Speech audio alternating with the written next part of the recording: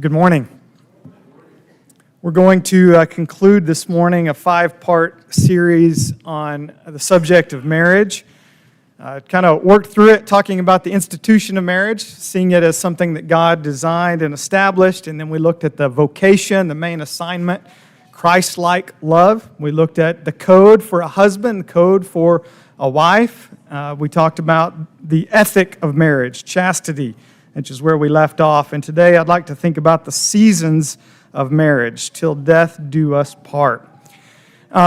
Probably most folks in here have seen the animated movie called Up. Some of you familiar with that movie? There is a really powerful opening sequence in that movie called Married Life. And you've got Carl and Ellie depicting through the years their marriage. It's about 5 minutes. I'm not going to play it today. You can Google Married Life Up, and it's a pretty powerful 4 or 5 minute scene, seeing their life through the years. It begins in a church. That's where the first scene is. It's a wedding celebration, and they move into their first house, which is a fixer-upper, like most of them are when you first get married, and they make it a home. And you see the excitement of pregnancy, and they start getting the nursery ready, and then the sorrow of miscarriage hits. They've got dreams. They start dreaming and saving, and then they have financial setbacks like all of us do. But through the years, they've got this constant love, a maturing love. But the years are passing, and you see the ties change from the 50s, the style, the 50s, the 60s, the 70s, as the years go by, and their hair gets gray, and we see them in old age. And in their old age, they're finally going to set out and do what they've always hoped to do. And Ellie gets sick. And then it ends in a church at a funeral with Carl sitting without Ellie, and he goes home alone. And it resonates so powerfully with people because it's real life.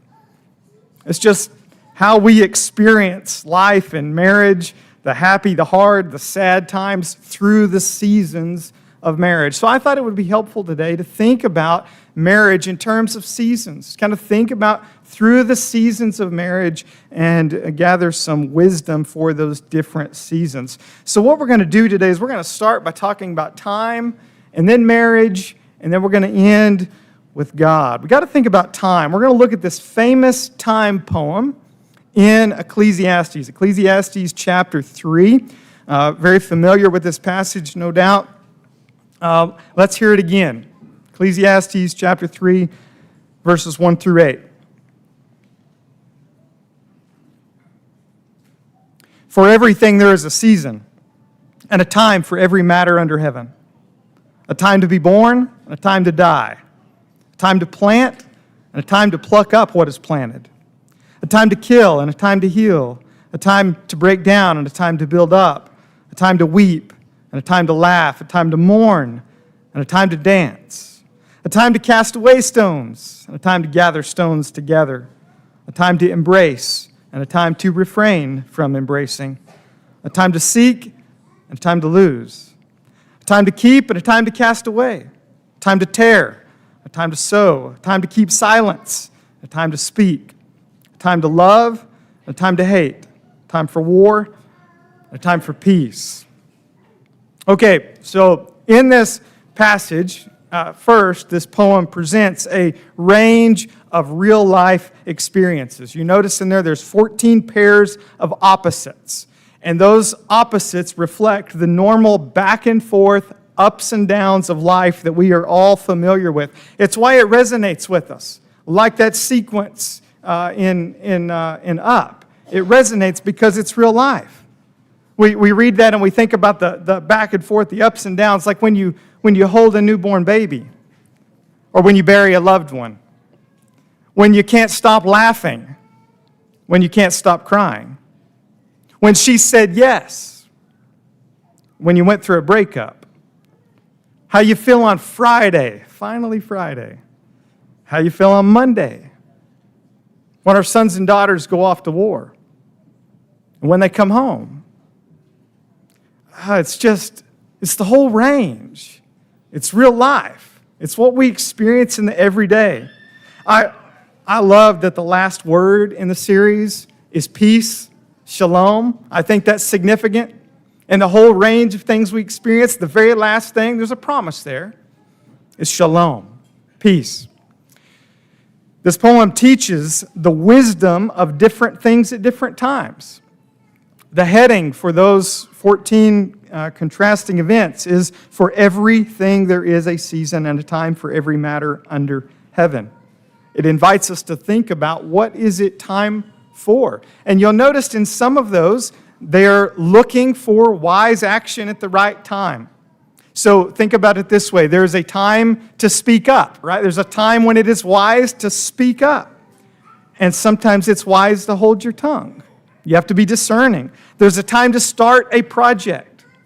There's a time to scrap a project. There's a time to keep your phone close because you need to be available. There is a time to ditch your phone, to lose it, so you can be present. You have to be discerning. And the poem is partly teaching the wisdom of different things in different times. The poem reflects life in a constant state of change. Life is not static. Moments are here and then they're gone. It's fleeting. You can't capture a moment. We experience this in traumatic ways. You think about the diagnosis, the car accident, the phone call that redefines life from that point on. You've got a before and after that event and after that event. It's all different after that event. We experience that in traumatic ways. We experience it in ordinary ways. There's no moment that's frozen. We are constantly growing. We're constantly learning. We're constantly aging. We're constantly gaining, constantly losing. It's life in motion. You can't freeze time. Things change. What's the old Tracy Lawrence song? Time marches on. There's a great line in that. The only thing that stays the same is everything changes. There's wisdom in grasping that. The poem also reminds us that much of life is beyond our control. There are some things represented in that poem that are things we have a say in. We have some choice. We have some measure of responsibility. We have liberty to choose, responsibility to choose wisely. Some things are like that. But there's a lot that's beyond our control. There's some things that we don't have any choice in. It just happens. The bookends of the poem, think about those: birth and death, war and peace. Largely, those are things that most folks have no say in. It just happens. And in the normal course of events, nobody gets the life they want. You can lay out, here's what I'd like my life to be like, here's my plans for my life, but the reality is it's out of your control. You can plan, you have responsibility to plan, but it's out of your control largely. And so the poem helps us accept the times as they come and live as responsibly and wisely as we can in whatever time we are in. Now, I want to kind of carry that over for a minute and think about the seasons of marriage, the times of marriage, and kind of bring some of that to bear on these reflections and also some of the texts that we've already looked at in this series. I want to look as quickly as I can at 6 seasons in the typical sequence of married life. Though we got to recognize the poem in Ecclesiastes just make clear you can't plan it out. This is not always how it goes. I'm going to walk through 6 seasons of married life with the understanding that we all realize it doesn't always go like this. It is out of our control. But in the normal course of events, it goes something like this. We start with dating and engage. Now, what I'm going to do is I'm just going to share just a little bit of the wisdom that comes from the Scriptures to speak to that particular season as we move through the season. So the dating and engaged season. This is an area in which we have choice. It's an area in which we are given both liberty and responsibility. So one of the things that you're in this season of dating and engagement, the thing you've got to remember is choose wisely. It comes out of the time poem. You see it in other places, 1 Corinthians 7:36. We're not going to look at all these texts. I've got some references. If you're in this season of life, you can look those up. This passage that I referred to here, this is talking about the freedom that one has to be married or to be single. It is your choice. And you are free to be married to the person you choose. Nobody sets that for you, though it does say, only in the Lord. In other words, choose wisely who you marry. You want to marry somebody who's aligned with you in the pursuit and devotion of Christ. When I was in college, took one of the most profound bits of wisdom I got on marriage was not from my marriage class or my Bible classes. It was my kinesiology class. I had Darryl Price, and some of you know good brother Darryl Price. And he stopped from talking about physical education. He just said, I'm going to tell you something. You find someone who loves God and loves you, and you marry him. You don't worry about all the other stuff, because all that stuff's passing. You find someone that loves God and loves you, you marry him. Choose wisely. Marry somebody in the Lord. And also, you got to notice this. Sometimes the wise thing to do is to break up. Breakups never feel good. But that's one of the things you've got to consider when you're dating and engaged. As hard as it is to break up, for the long term, it might be the wise thing to do because you need to choose wisely. Second thing, refrain from sexual activity. We've talked about this, 1 Corinthians 7:36. That's the clearest New Testament example of that instruction. Think about the time poem, Ecclesiastes 3:5, a time to embrace and a time to refrain from embracing. Okay, that line is not talking about that, but the wisdom fits. The wisdom is applied in that way. There is a season in your life when you need to refrain from embracing, not just because it's the rule, but because it's wise. It's wise when you're trying to decide who to marry to refrain from sexual activity. It's supposed to be a time of discernment. You need to discern, is this the person that I'm going to commit my life to? Are we going the same direction? Are we going to serve God together? If you pour passion into that, it will cloud your ability to discern and make a good decision. It's also a time for building a good foundation. And I'll just tell you, passion does not build a good foundation. You need to build a foundation on something other than passion. So if you are dating or engaged, I would really encourage you to talk about the boundaries of sexual activity.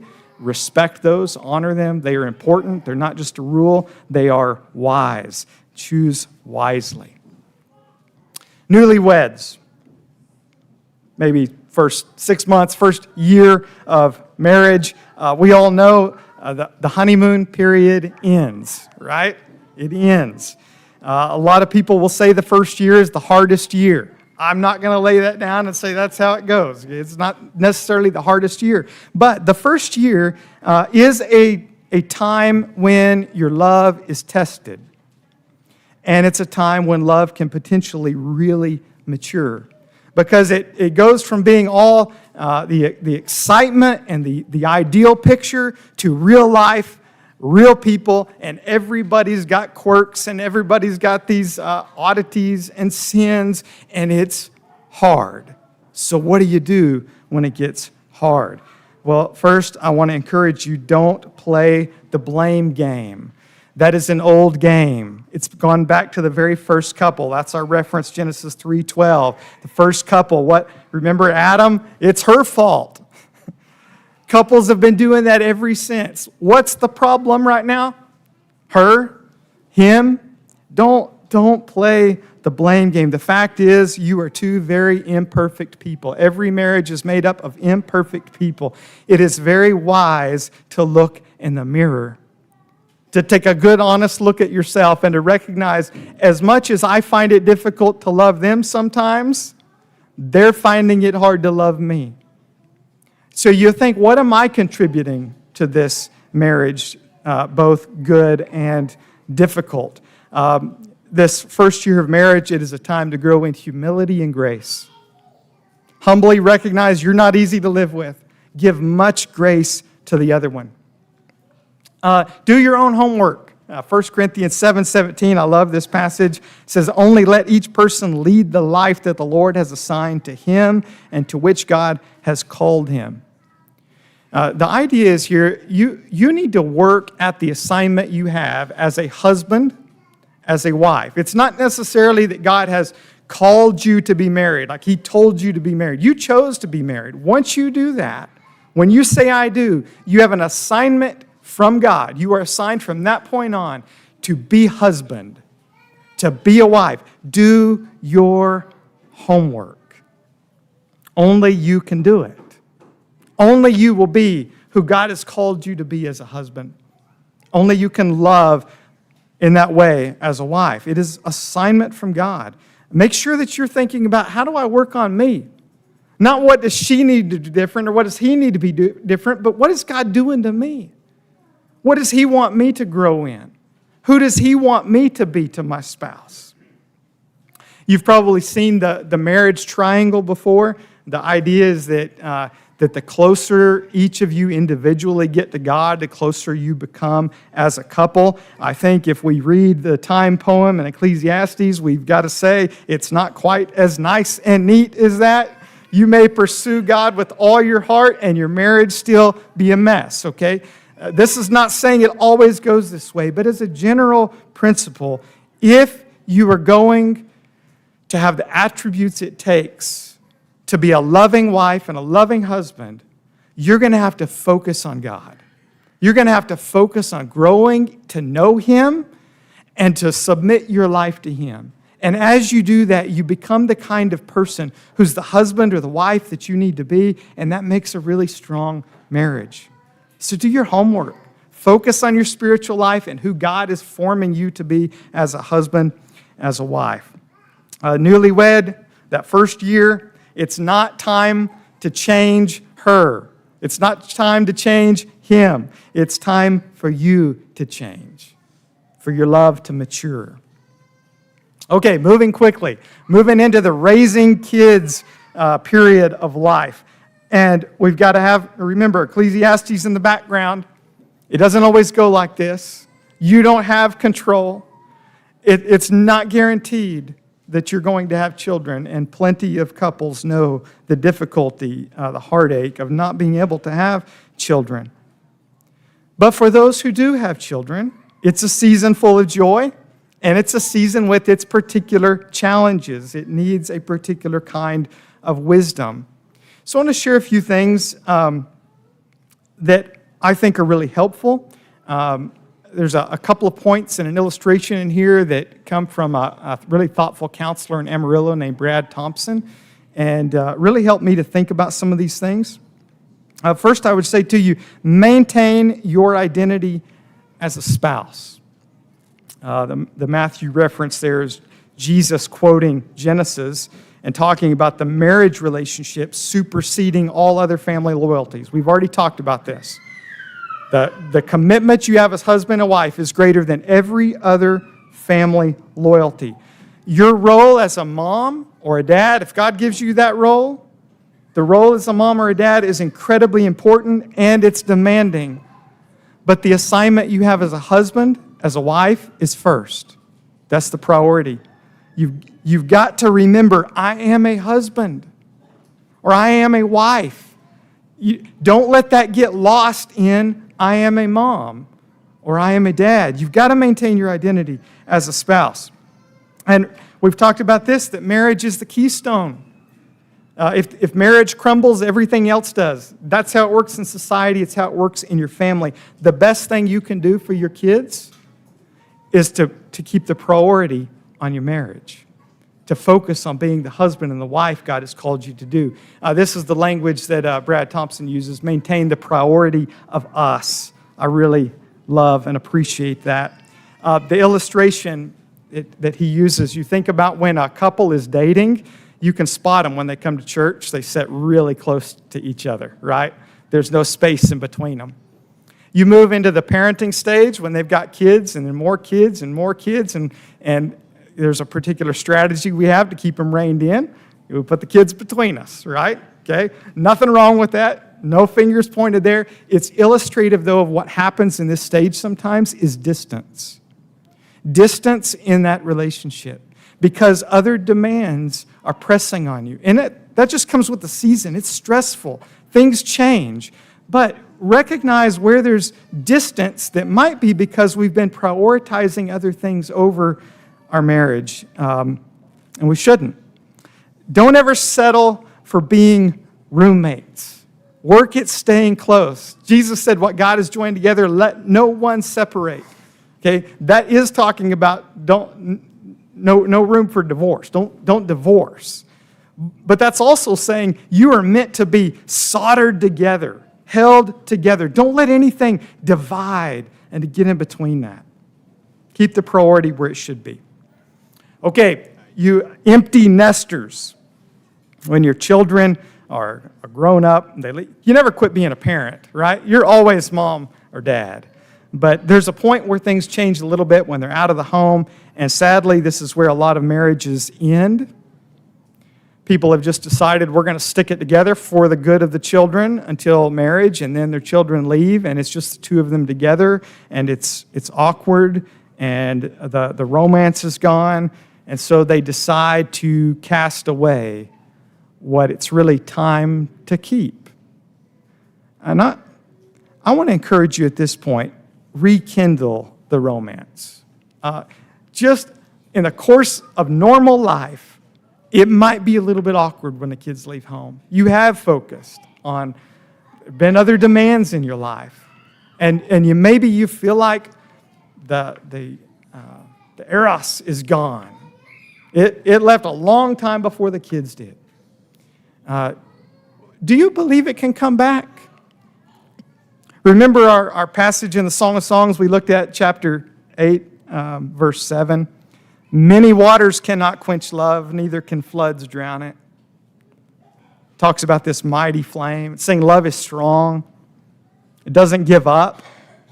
I think we give up too quickly on love. We give up too quickly on marriages. And at this particular season in life, don't give up. Give a little attention to that flame. The way you do when a flame's about to go out and you just blow into it a little bit. Rekindle it. Add some fuel to it. Work on that romance. Find a ministry together. Now this passage, 1 Corinthians 7, 33 to 35, it's not giving this rule that at this point in your life you need to find a ministry together. What that passage is doing, though, is promoting devotion to the Lord. And making the observation that sometimes when you're married, your interests can be divided. Your life has other demands on it, and it takes away from your devotion to the Lord. Well, when you find yourself with an empty nest, you have a little bit more time. It's a good time for refocusing on devotion to the Lord where you've had other demands on your life. And think about how you could do that as a couple. To say, to some degree, our interests necessarily have had to be divided for a while. But now, we've got a little bit more time, a little bit more energy, maybe even a little bit more money to really focus on devotion to the Lord while we grow together as a couple. So if you find yourself in that stage, don't just think, well, I've got extra time. What do I want to do with my life? What does Jesus want you to do with your life? Do it together as one couple, never meant to be separated. Old and gray. Well, I'm not putting any numbers on this. I'm not looking at anybody, so I think we romanticize sometimes the idea of growing old together. We say that when we're young and in love. We want to grow old together. Doesn't that sound sweet? It's harder than it looks, isn't it? Harder than it looks. You sat with that time poem in Ecclesiastes chapter 3, and one of the things you got to leave with is accept the changes. There are things that are out of your control, and there's wisdom and great contentment and peace and accepting, I can't control this. This is the time that I'm in. This is a time for losing. It's a time for losing strength. It's a time for losing energy, ability, hair, looks, by the usual estimation of what we typically call beauty.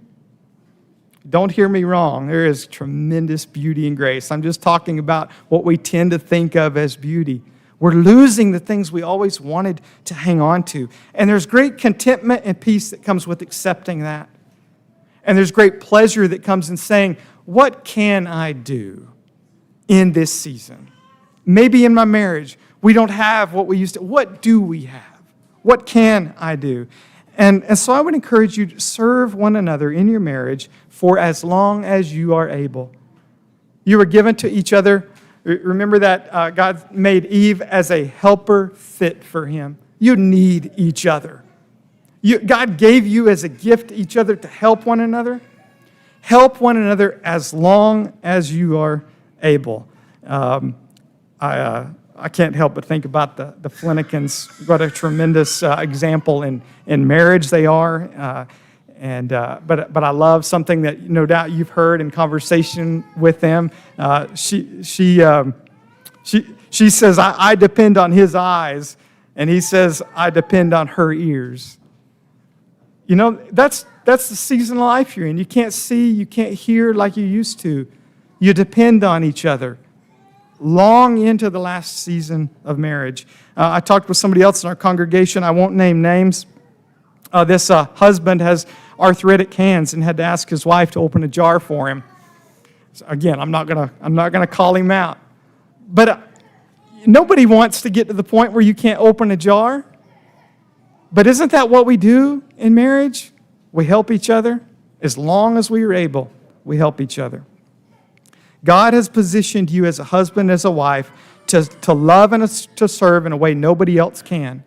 When you're 70 years into marriage, you may not be able to love and to serve your spouse the way others can. You may need your children to come in and help you in things you wish you could do for them. But you know what? Nobody can ever replace what your role as husband or wife. Nobody else can touch that person the way you can.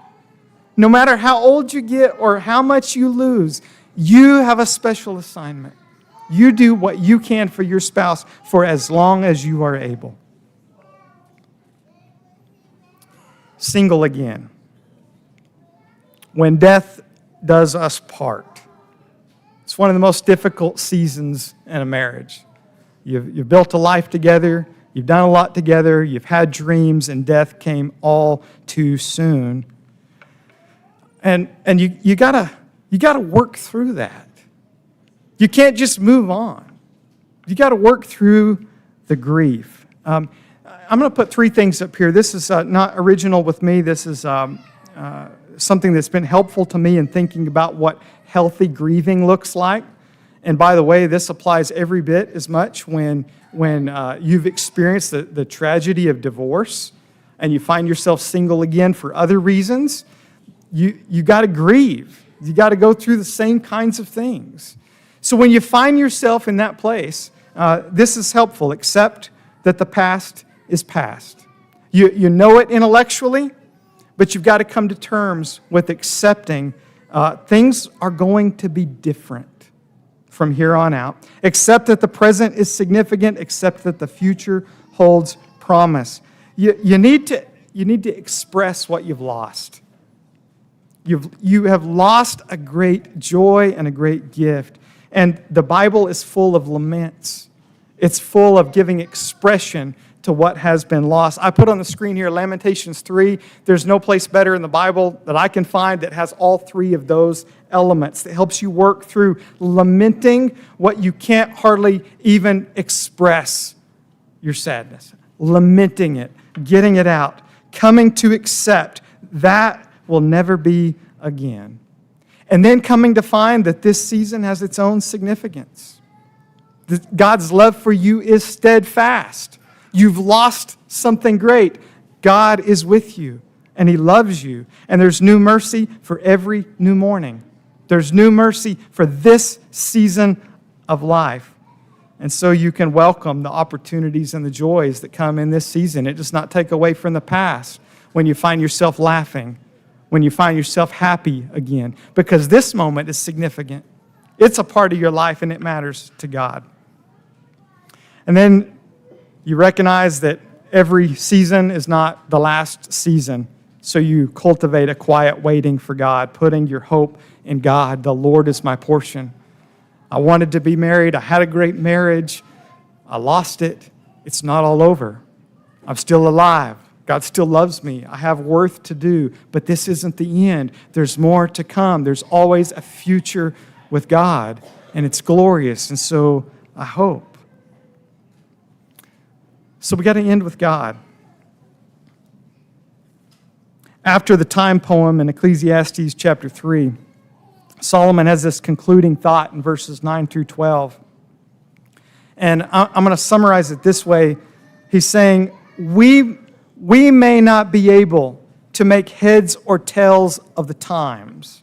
It's puzzling to us. But we have reason for joy and reason to keep doing good. And that reason is God.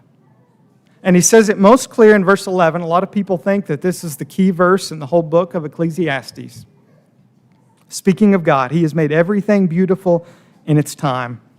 Also, He has put eternity into man's heart, yet so that he cannot find out what God has done from the beginning to the end. What's that about? That's about the sovereignty of God. That's about recognizing that God is doing something in the big picture, in the eternal picture, that we can't see. We've got a sense of it, we have a longing for it, but there's something that we can't see. And we look at our own times, and they're puzzling. They don't always make sense. I don't know how to make heads or tail of this, but somehow I know God is going to work all things out for good for those who love Him. I know somehow that something beautiful is coming together in the big picture that I can't understand or fully see right now. He makes everything beautiful in its time. This season has a beauty that I don't even understand because of the way it's going to come together for the big picture of what God is doing in eternity. So it teaches us to be content in this season, to be content in the time that you are in, trusting there is more than this. God is working in a way that I can't see, and He's up to something wonderful.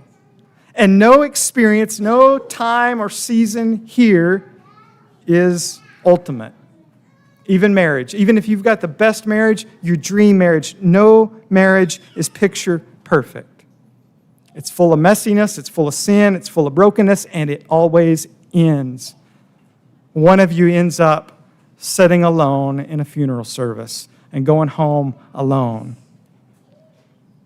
And yet you look at this and it says God is working from beginning to end in a way that I can't fully see. What do I see right now? My grief, my heartache.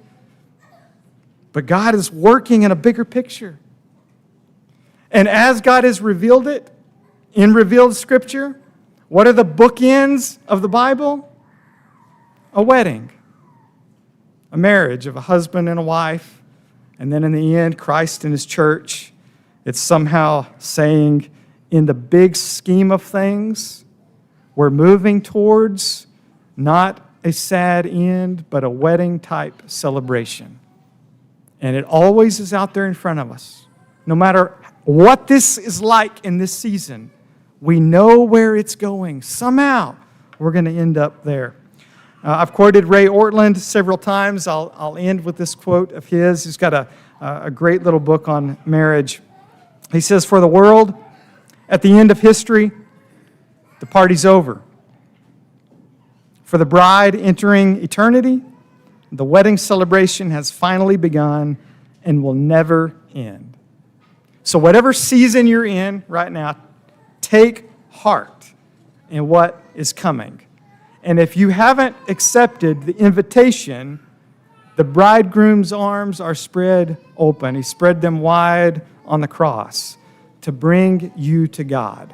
And the most important thing in your life is that you respond to Him, that you are there for that wedding celebration. If we could help you with that today, if you want to be baptized, I'll tell you what, we're going to celebrate, and the Bible tells us in heaven and on earth, when a person repents of their sins and puts Christ on in baptism, it is time to celebrate. We'd love to do it with you today. I invite you to the front while we stand.